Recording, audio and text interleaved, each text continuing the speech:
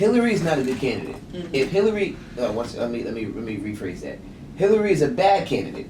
However, Hillary was still 150 times better than Donald Trump. 100%. Like, so that's saying a lot. It was a lesser of two evils, that's what he said. Yeah, exactly. But that's politics, though. You know what I'm saying? That's politics. Now, on the other side of that, I'm so privileged that I can really think in my head, Trump getting elected is going to be good in the long term for America. Because now people wake up. Now, on the other side of that is, I'm from a privileged perspective because I'm from a middle class family. I got a good career. My life is fine financially. What about all the poor people? What about the people that are immigrants, that are here doing all the right things? Their parents got in and they're raising their kids here.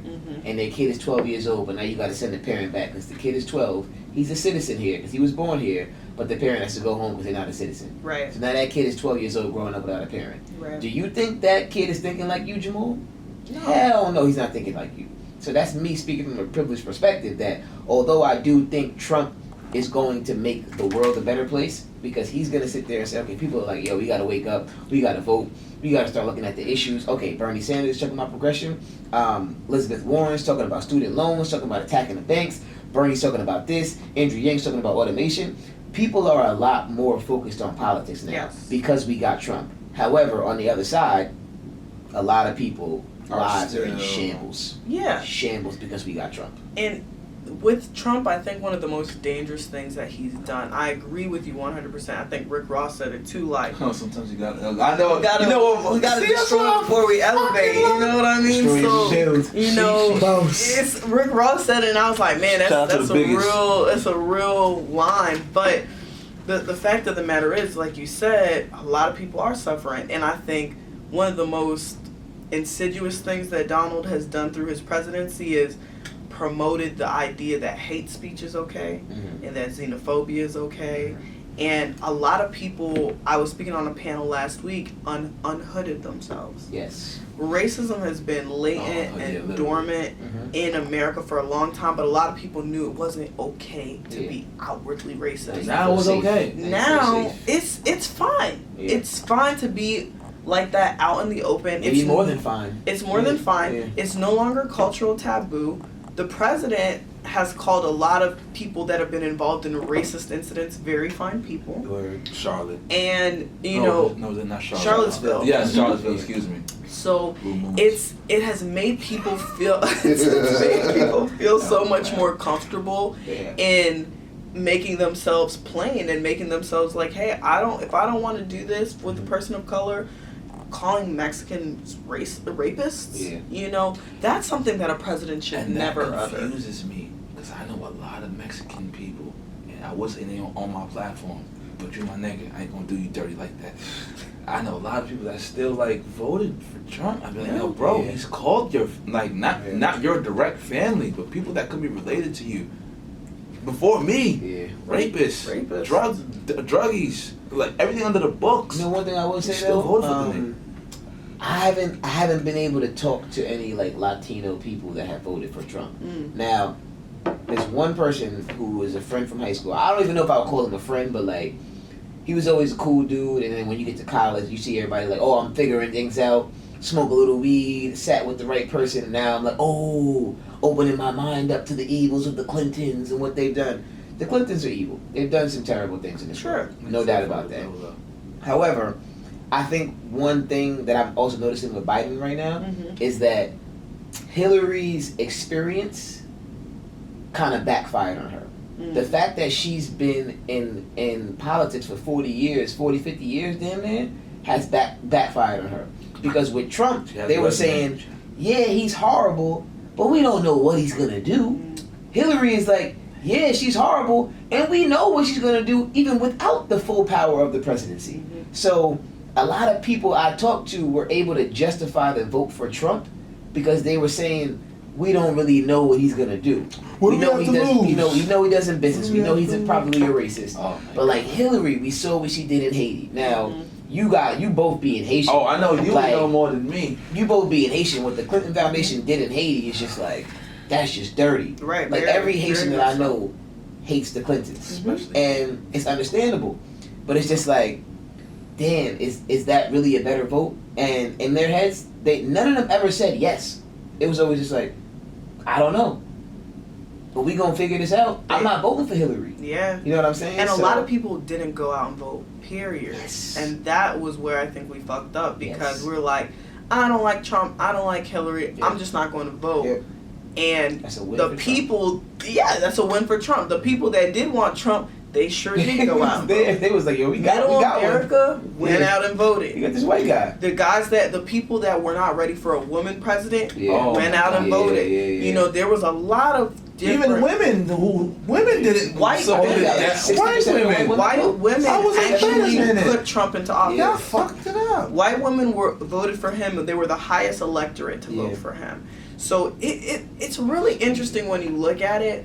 But I think for me, what's frustrating about people telling me, because I had a lot of friends tell me I didn't go vote for either. What about everybody else on the ballot? So you mean to tell me you didn't vote for your senator, congressman, mayor, none of the referendums? So a lot of people, it infuriates me when people are like, thought about that until just now. you know, what? I never thought about the people that stayed home because they didn't want to vote for the president.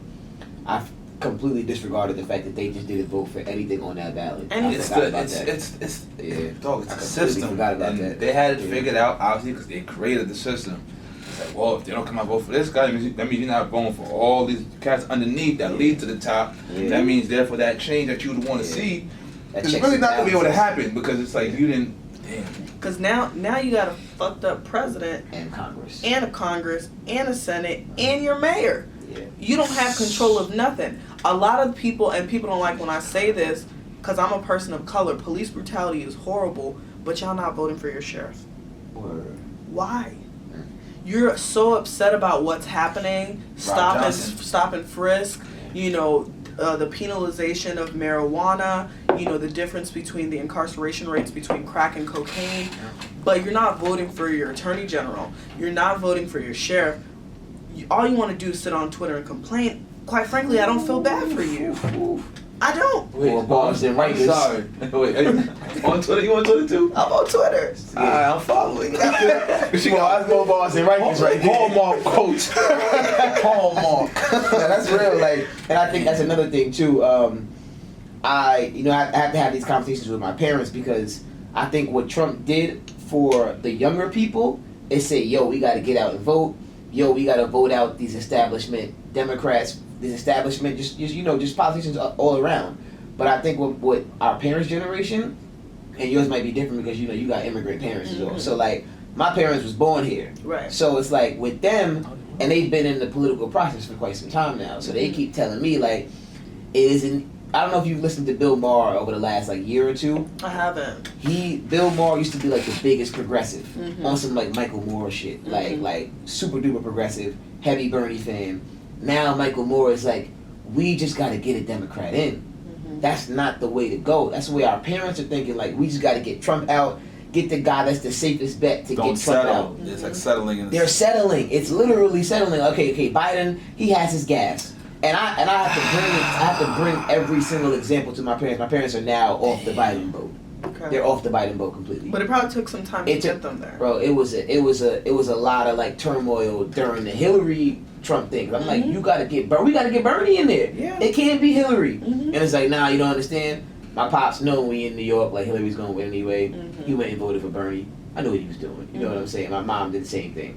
They knew Hillary was gonna win that. Right. But my point is like, what people, and it's two different sides now, because some people think we just got to get Biden in. He's the only one that can beat Trump. The other people are too far to the left, too progressive. It's going to scare people away. The Trump voters are not going to say, yeah, Trump is horrible, but I'm going to go vote for this guy that's all the way to the left, Bernie Sanders. Right. All the way to the left is Elizabeth Warren. Mhm. The issue is, one, you don't have to get the Trump voters. Right. You have to get the people that said these two establishment candidates that are horrible, I'm not going to vote. If you put a progressive candidate in there, the millions of people that didn't vote because they didn't want to vote for the lesser of two evils are gonna now come out. Right. So if every single Trump person that voted for Trump before revotes for Trump, it won't matter if you have a progressive candidate in there. Because the people that stayed home are now going to go out and vote for that progressive candidate. Right. If you put Biden as the candidate, those same people are staying at home. They know Biden literally built the crime bill. They know with Anita Hill, Biden badgered her during that entire hearing. They know everything about Biden is the last person that signed or wrote that crime bill that still has not apologized for it. You know what I'm saying? Still has not apologized for that crime bill. So like, I think what people are realizing now, and the funny thing about the whole like Biden is the only one that can get some of Trump's voters. If you look at every poll, and I'm one of those people that does not really care about polls, but like, people want to bring up every poll except for the polls that show the Democratic candidate that has the most Trump voters, the most Trump voters that say they will vote for this person, is Bernie Sanders. It's not Biden. It's Bernie Sanders 1, Andrew Yang 2. Biden might be, I think Biden is third after those two. The point is, every argument these people are making to say, oh, Biden's the only one that can get Trump voters to it's not necessarily true. It's not true. Like, these people don't want Biden in either. Right. Some of them do, but a lot of them don't. In my opinion, it has to be a progressive candidate that gets in.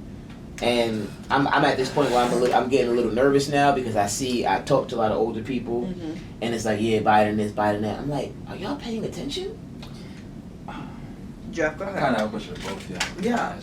I had a question for him too, so go ahead. Well, my question is this question I've asked multiple people is, you know, I think okay, one of the long-time quotes is power to the people, right? Do we, at this point in time, do we really think that we can trust the people to make That's a really good the question. right decision? I don't think it's fool me once, people, shame on you. Because mind you this, right? Oh wait, what are you asking about? You say trust the people to actually make the right decisions on the and president, do the right you saying? thing. Oh well, I guess on every level, but on this particular platform, the presidential. You know what I'm saying? I think when I come to trust the people, I'm saying like Bernie Sanders is the candidate that I'm the most behind. Andrew Yang will be second. Elizabeth Warren like a close third. You know what I'm saying? Yang is my guy. Yang gang? I'm definitely Yang gang, but I'm a Bernie bro. I'm a Bernie bro. Okay. I'm Yang gang. Don't and be shocked if the Asians infiltrate the election this time. Liz Warren sends me a couple of like, you know, scary things when she says things like I'm not gonna take. She has a plan though for money. everything though. So does Bernie. So does Yang. True. I like her plans though. You not even. You ain't. Listen, I'm way there. I'll tell you off the air. Either way though, Elizabeth Warren, I have confidence that she would be a good president. I think so too. I think she would be a very good president. My only thing with Liz Warren is her foreign policy is not great. She seems like the type that's gonna lay back and say, all right, well, this is the way it's been going for the whole time. Like, I'm more focused on domestic. Yeah, but we spend so much money doing so much destruction in other countries, and that's the reason we have terrorists. These terrorists are not coming to fucking fly these planes into the Empire, the Twin World Towers Trade, for no reason. Who just gonna say, okay, I'm just gonna fly this plane into this tower? But do people care that much about foreign policy when they vote? I care about foreign policy a lot, but they don't. Because if they did, they probably would have voted for Hillary. She was Secretary of State, which is the top foreign policy official. People don't care about that. I mean, think about Trump's foreign policy. I mean, it's abysmal. There was no Trump foreign policy before this. But think about it even now. It's a hot mess. Yeah, it is a hot mess. It's very hot mess. What I will say about that though is, Trump hasn't gotten us into any new wars yet. Venezuela might be a new war. Iran is we definitely going into Iran. We're definitely going into Iran. There's no doubt. I don't think we're going to be at war. I think we're going to declare sanctions against them. We just did. He just did literally yesterday. I think we're going to do that, but there's only so many levels of sanctions can go. He has sanctioned them on literally everything. I think he would assist them if Saudi Arabia decided to go to war. I do think he would help. The Saudis are going to say, like, yo, even though this whole bombing situation this week, like the drones. I mean, but I think people. So to clarify what we're talking about, the Saudi Arabians and the United States were allies, right? We are good allies. The Saudis have a large percentage of oil. The fields that were hit by drones, which were suspected to be from Iran, we don't know, but that's highly suspected to be from Iran, held 5% of the world's oil, which is a huge percentage. That's a gigantic percentage. So, Saudi Arabia is pissed, and the United States is pissed. Because Iran is not supposed to be making moves like that against Saudi Arabia. Yeah. That basically is the declaration of war, to hit another country's oil fields. Despite the fact that it was like there wasn't even Iran that took credit for it.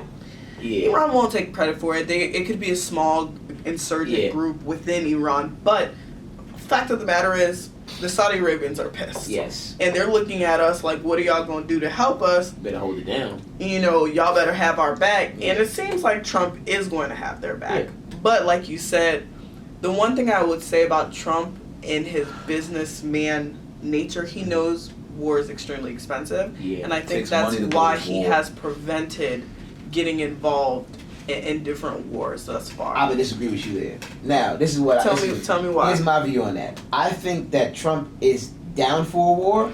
However, he knows his constituents do not want a war. And that's going to vote him out. And that's going to vote him out. However, he also knows that if we don't go to war for the Saudis, that will be very bad for the American economy, because we have to back the Saudis. They give us. He said it in a recent interview. Like everybody, I'm not gonna say everybody. A lot of people know we back the Saudis because they got gold, they got cash. They don't want. There's no strings attached. It's just like, yo, be ready to fight for us. You know what I'm saying? And they got just straight up wealth because they got gold for days. They got oil for days. Yeah. The Saudis, at the snap of a finger, can make your gas prices go from $3 per gallon to $19.27 per gallon. Yeah. Like when the whole thing happened with Jamal Khashoggi, Trump was talking about sanctions, this and that, and there's a couple of other CNN, Fox, MSNBC saying we have to hit the Saudis hard about this one. One of the Saudi is not even like the king of Saudi Arabia or whatever, but just like a random, I don't want to say a lower level management person, somebody that understands what's going on over there, said if there's any retaliation to the Saudis from the U.S., you will watch your gas prices shoot through the roof. Yeah. And that's a fact. I believe it. And you know what though? You would understand that. I would understand that. The people that are not following this are going to be like, okay, what did Trump do to make the gas prices go up? They're not going to say Trump made the right decision by not supporting the Saudis because of what they did with Jamal Khashoggi, and that was a horrible situation. It's why did the gas prices go up? Right. So when Bernie Sanders becomes president and he does anything with regards to like not supporting the Saudis, gas prices are going to shoot up. They are. And when that happens, 90% of Americans are going to say Bernie Sanders' socialism is what made the gas prices go up. So I think what Trump understands is like, okay, I know my situation right now. I can't go against the Saudis. I have to do what the Saudis say to a certain extent, because even though I'm their protection, they pay us a lot of money. Isn't that so sad though? That liquid sad. Gold, i.e. oil, can bring the greatest nation on earth to its knees like that. That's devastating. To me, has been the problem with America for a very long time. And it's one of the reasons why I think we do need to take some of the candidates that are pushing environmentalism forward, because I think for America to remain the mighty America that our parents have known, we have to get off our oil dependency. Oil is our crack. Yes. Right now. We have to get off our dependency to oil. We have to look to countries like Brazil, who've really embodied this model with ethanol. They use their sugar cane